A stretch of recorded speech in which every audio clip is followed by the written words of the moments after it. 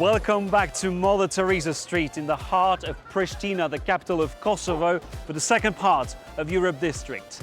More than 10 years after the end of the war, the situation remains volatile in Kosovo.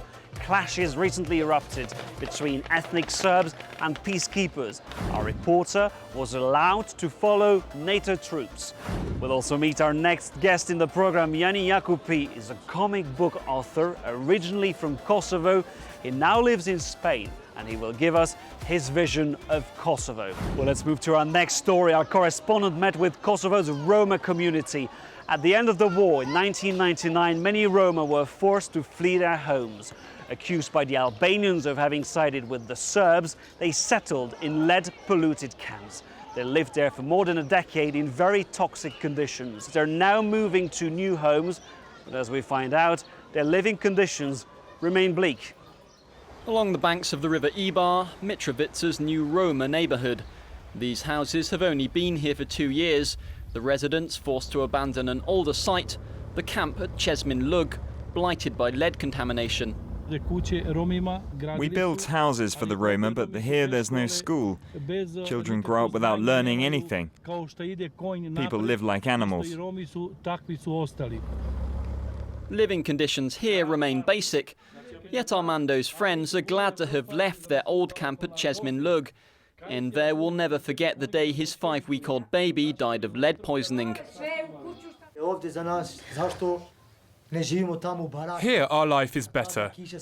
At the camp we were living in shacks, and when it rained there was water everywhere. Oh yes, we were completely flooded. Every time. We didn't even have a bed to sleep on.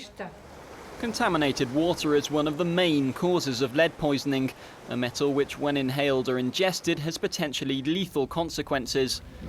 These families were exposed to the substance for a decade.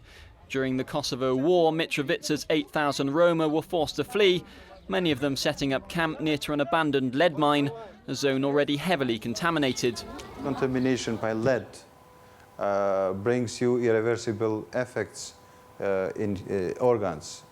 Starting from, let's say, if there is a woman pregnant, the fetus, it's less likely that it's going to born normal. Faced with the environmental situation, the European Commission demanded Kosovan authorities close the Česmin Lug camp and relocate its residents. Today, this is all that remains of Česmin Lug. Yet other camps remain, like this one in Leposavić, north of Mitrovica. Here too, families face major health hazards. Here too, the risk of lead poisoning is dangerously high. There's a child with 64% lead in the blood. Yes, that's right. And my brother also has it in his body. You know, for 12 years now, my life has been really bad. Really bad. My sister has 50% lead in her blood. It's worrying. She has some too. Brussels also wants to dismantle this camp. These lodgings are set to be demolished in the coming months. The families moved elsewhere. Yet Kosovo's Roma communities are rejected both by ethnic Albanians, who since the war see the Roma as traitors, and by ethnic Serbs. Kaldun Sino is part of the EU delegation to Kosovo. He says the Roma need integrating into society, not just cash handouts from Europe. Also, there's a cultural stereotype, which you also have in our societies. Of course, that has to be overcome. And there, I think policies, active, proactive policies of anti-discrimination, of positive employment are very important. Among Kosovo's 40,000 Roma, stories of successful integration are few. Painters Faryar and Bayram, rare examples of Roma who've broken into mainstream society. Using only a few sheets of paper and children's poster paint, the brother and sister have produced works now on display at the Kosovo National Art Gallery. With these paintings, I want people to discover Roma women, discover how they live, their clothes, their customs. Clothes and customs portrayed in vibrant colours, the Roma women refined and beautiful, with scenes from Roma life a frequent theme. Some people have prejudice about Roma people. These are false ideas. Thank God we have this talent, and we can display Roma customs and above all show that the Roma are capable of creating beautiful things. Here their paintings hang from a washing line, drying in the open air. An all too rare picture of success for a community still on the margins of Kosovan society. The building behind me is run by ULEX. It's the EU's largest civilian mission. Together with NATO troops, they are responsible for preserving peace and enforcing the rule of law. There are 10,000 peacekeepers and international staff left in Kosovo. The region remains unstable. Recently, NATO troops clashed with ethnic Serbs. Our reporter Julie Dungelov was allowed to follow NATO soldiers. She brought us this report. We're heading towards Mitrovica. Here in northern Kosovo, NATO ground forces began operations following Western airstrikes in 1999. Their mission to keep the peace in this predominantly Serb region. Only weeks ago, German soldiers from the KFOR were shot at while attempting to dismantle a Serbian barricade like this one. 2 KFOR troops and 3 Serbian soldiers wounded in the exchange of fire. A fortnight later, unknown attackers threw 2 grenades at NATO barracks in the same area. Today, we head to Dock 31, a NATO base near the Serbian border. Dock 31 is the post where the Scout Squadron platoon, under the tactical command of the Italian Operational Reserve Force, are based, just before the Serbian border post. Last year, skirmishes broke out along this border, wounding around 20 Serbs and 4 NATO troops. Today, all seems relatively calm. We join a French team heading out on patrol. We're now going to a checkpoint where some of our men are posted and where we watch over the road traffic. At the border post, nothing out of the ordinary. Drivers stopping to let French soldiers inspect their vehicles. After 13 years deployment, the KFOR's become part of everyday life here. Troops' main task today not so much keeping the peace, but stopping cross-border smuggling. Despite last year's clashes, KFOR troops now serve partly as customs officers, partly as policemen, functions performed elsewhere by local authorities. Amid a fragile calm, their top priority, being present on the ground. Our goal is to reassure the population, and people know that if there's any trouble, any violence, we're also here to intervene, completely impartially. Helmets come off as the troops leave their vehicle, a simple sign for war-weary locals that residents have nothing to fear. The last stop today, a remote village, home only to a few inhabitants, happy to welcome foreign visitors. I'm on my own here. My family is far away. Sometimes I'm a bit scared. I often see soldiers come through the village. I like seeing them. It's reassuring. Here soldiers test the waters, listening to local concerns and promising to pass by another time. With everything calm, some say a gradual withdrawal could now be considered. The handover is already underway. We're still here as backup for the local authorities, and we'll stay here as long as they need us. Others, though, say Kosovo's calm is at best precarious, meaning the last French troops aren't leaving yet.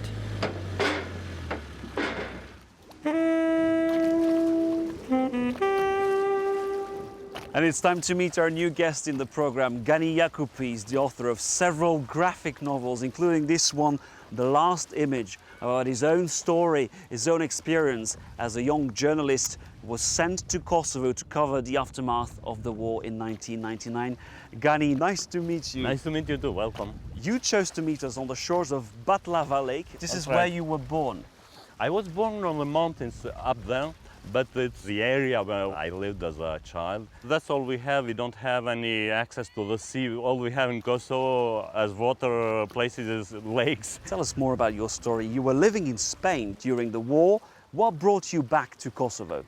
During the bombardments, I was on all the Spanish media, and they got interested in my story. They sent me after the war here to to tell my coming back to the country, but at the same time I wanted to know really what did happen and to inform about the situation in Kosovo. I came here the day the Serb troops retreated. It must have been a difficult mission for you because you were supposed to report on the war, but this was a personal story. You lost loved ones during this war. I came as a journalist. I had to be objective. You must see horrors and just write about it.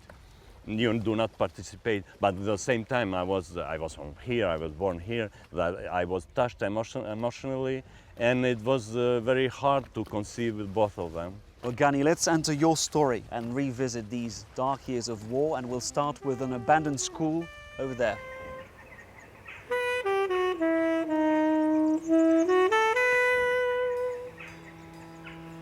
You see, on June 99, where with my photographer, we came across this school.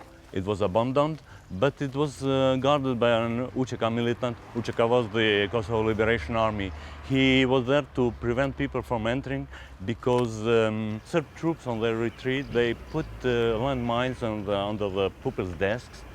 I think that was a very vicious way to symbolically undermine the Kosovo education system, to prevent people from education. So the Serbs had left mines under the desks of the children? Exactly, as you hear it. There was some other perverse ways to put the mines, not only in the combat fields, but in houses and schools and even in public places. This school is more than a symbol because at the time Slobodan Milosevic, the leader of Serbia, had forbidden the use of Albanian in schools. The meaning of all that was to erase the Albanian identity from Kosovo, to leave the Albanian language and culture as something below, or something not worth.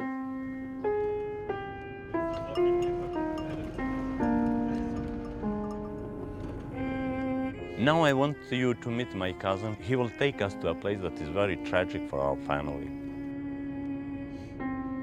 His brother Beqir was buried here, in this place. His own son, 30 years old, was buried here. Well, at this place, 8 members of our family were assassinated by the Yugoslav army during the NATO bombing. It's a shame that there has not been done more investigation on war crimes. What the ULEX is doing now, it's good, but it's too late and it's too slowly. A war is never black and white. There were crimes on both sides. There were cases of retaliation on the Albanian side after the Serbs left. You agree with that?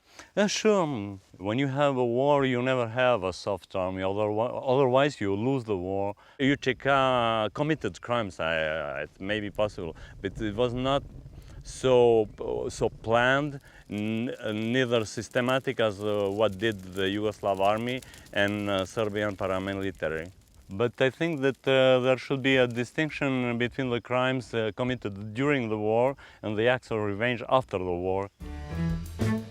Our next stop is Peja, the second largest city in Kosovo. In your book back in '99, you described it as a pile of ruins.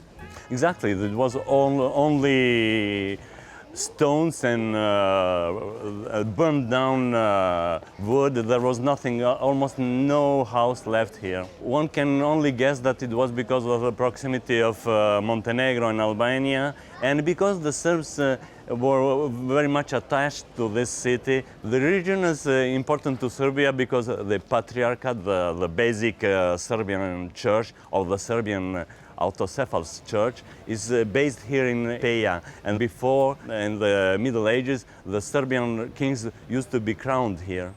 This is the old bazaar of Peja. It's a very lively place. It's full of people. It has been reconstructed almost entirely from the scratch. The people come here from Kosovo itself and even from our other countries because there are mountains, there are mountain lakes, beautiful sceneries, and even because the girls from Peja are reputed to be the best looking in Kosovo.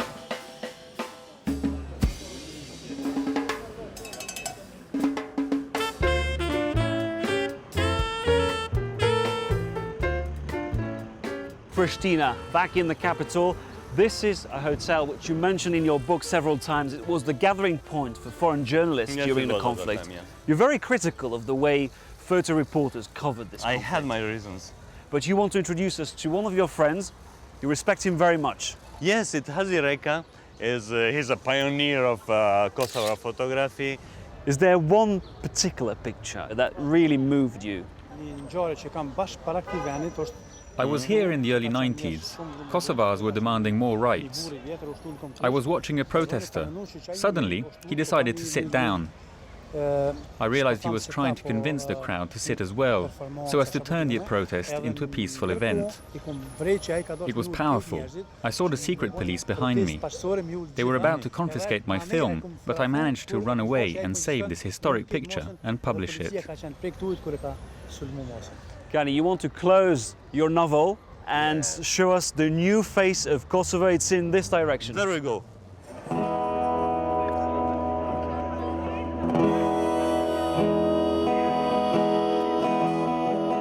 Gani, this is Kosovo in 2012, a very young place, a very lively nightlife. Yes, and a lot of people are surprised because when they come here they think they go to a country of refugees, but this is a country with a very young population. 70% of the population is under 30. They all go out every night unless it is snowing or something. Well, it hasn't been snowing in the past 4 days. It's been very hot actually here in Kosovo. And I know one of your friends is playing tonight because you're also a musician. You've released an album called Connections. Your friend is playing just over there. Yeah, he's a drummer and he's there. Brilliant. Well, thank you very much, Gani, for showing us around through your graphic novel and bringing us to this new Kosovo. It's been a pleasure. Likewise. Bye. And thank you for watching this edition of Europe District. Next month we'll travel to the north of Europe. We'll be in Iceland, in Reykjavik, so don't miss a special edition of Europe District that will be at the end of July.